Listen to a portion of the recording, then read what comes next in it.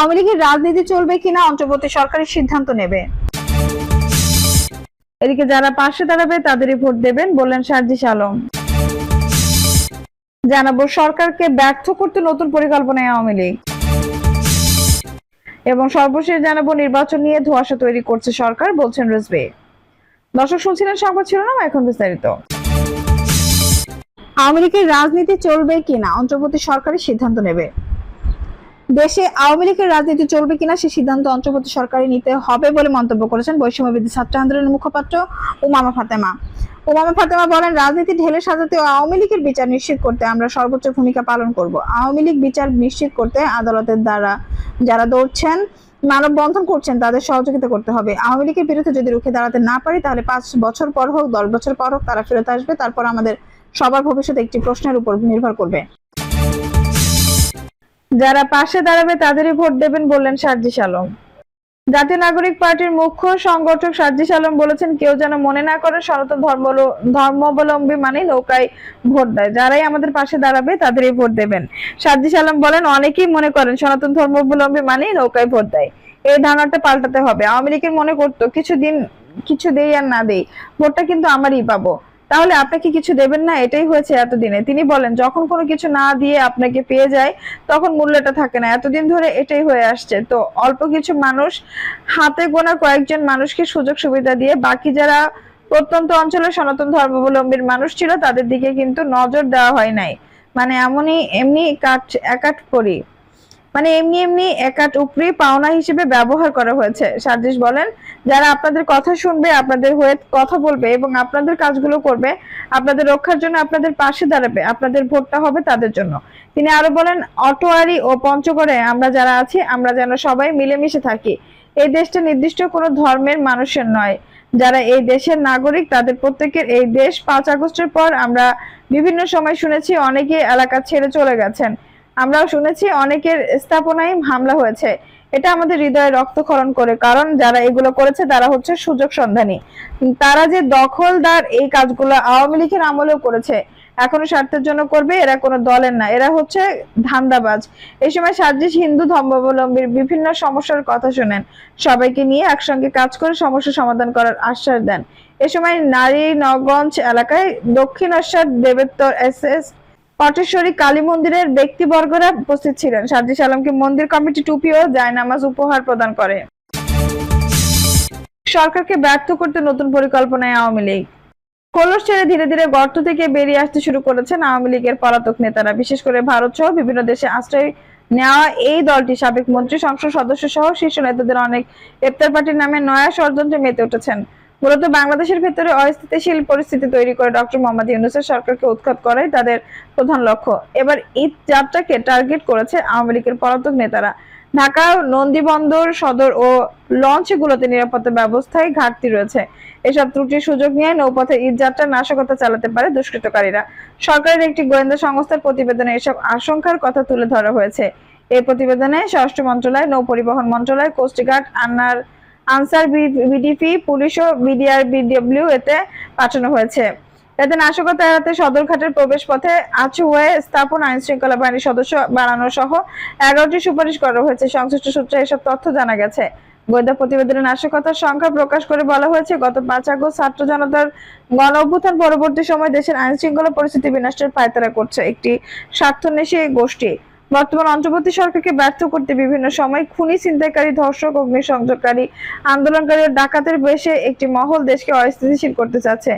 এর অংশ হিসেবে ঈদ যাত্রায় বাস, ট্রেন ও লঞ্চগুলোতে নাশকতা টার্গেট করেছে নাশকতাকারীরা। জানতে চাইলে বাংলাদেশ অভ্যন্তরীণ নৌ পরিবহন কর্তৃপক্ষের চেয়ারম্যান কমডোর আরিফ আহমেদ মোস্তফা যুগান্তরকে বলেন, গোয়েন্দা সংস্থার প্রতিবেদন পেয়েছি, সেখানে কিছু নিরাপত্তা ঝুঁকির কথা বলা হয়েছে। আমাদের পক্ষ থেকে পুলিশ, কোস্টগার্ড সহ সবাইকে সজাগ থাকতে বলেছি। তিনি বলেন, নৌ পরিবহন মন্ত্রণালয় ঈদ ব্যবস্থাপনা বৈঠকেও কিছু ঝুঁকির বিষয়ে আলোচনা হয়েছিল। ওই কারণে প্রতিটি লঞ্চে আনসার সদস্য রাখতে নির্দেশনা দিয়েছেন। নৌ পরিবহন উপদেষ্টা বেশিরভাগ লঞ্চ মালিকরা ওই নির্দেশনা মানছেন। নৌপথের কয়েকটি স্পটে নিরাপত্তা ব্যবস্থা নিয়ে সংখ্যা আছে। ওইসব স্পটে নৌবাহিনী, নৌ পুলিশ ও কোস্ট গার্ড টহল দেবে। আমরা আশা করছি সবার সহযোগিতায় যাত্রীরা নির্বিঘ্নে গন্তব্যে যেতে পারবেন। ঢাকা নদীবন্দর সূত্রে জানা গেছে, দেশের দক্ষিণ অঞ্চলের জেলাগুলোতে এই বন্দর থেকে যাত্রীবাহী লঞ্চ চলাচল করে। বৃহস্পতিবার সরকারি বেসরকারি প্রতিষ্ঠান ছুটি হওয়ার যাত্রী চাপ বেড়েছে।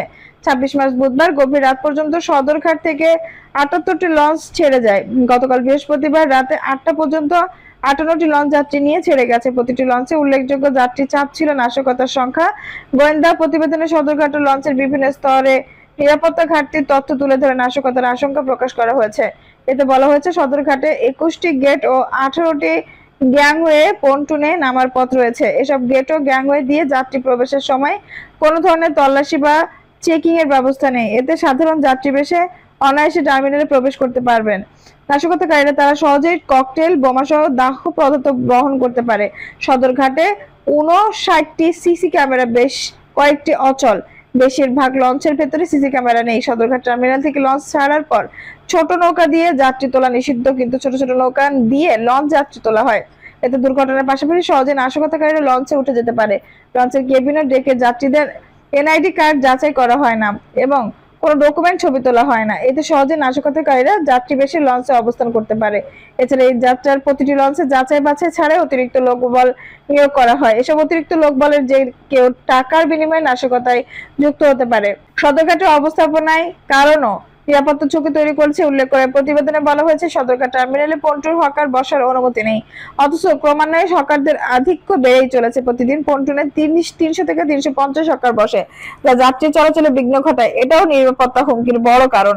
প্রতিবেদনে আরো বলা হয়েছে, সদরঘাটে আশপাশ এলাকায় বাগ, মিল ব্যারাক, বাবু বাজার সহ আশপাশ এলাকায় অলস লঞ্চ বার্থিং করা আছে। এসব বার্থিং করা লঞ্চে পর্যাপ্ত স্টাফ ও আনসার সদস্যের অনুপস্থিতি লক্ষণীয়। প্রতিবেদনে বলা হয়েছে, সদরঘাটে লেবারদের দৌরাত্ম্য বেড়েছে। এখানে প্রায় 400 লেবার রয়েছে। তারা মালামালের চার্জ সরকারি রেটের চেয়ে 10 থেকে 15 গুণ পর্যন্ত বেশি দাবি করে। এই নিয়ে যাত্রীদের মধ্যে ভীষণ অসন্তোষ রয়েছে এবং লেবার ও যাত্রীদের মধ্যে ঝগড়াঝাটি ও হাতাহাতির ঘটনা ঘটে। দুর্ঘটনার ঝুঁকি। প্রতিবেদনে টার্মিনাল ও লঞ্চের অগ্নি নির্বাপনে পর্যাপ্ত ব্যবস্থা প্রস্তুতি নেই। এছাড়া প্রতিটি লঞ্চে ইঞ্জিন রুমের পাশে গ্যাস সিলিন্ডার বা কেরোসিনের চুলায় রান্না করতে দেখা যায়, যা অগ্নি নিরাপত্তার বড় ঝুঁকি। এছাড়া লঞ্চের ধারণ ক্ষমতা অনুযায়ী পর্যাপ্ত লাইফ জ্যাকেট ও বয়া নেই।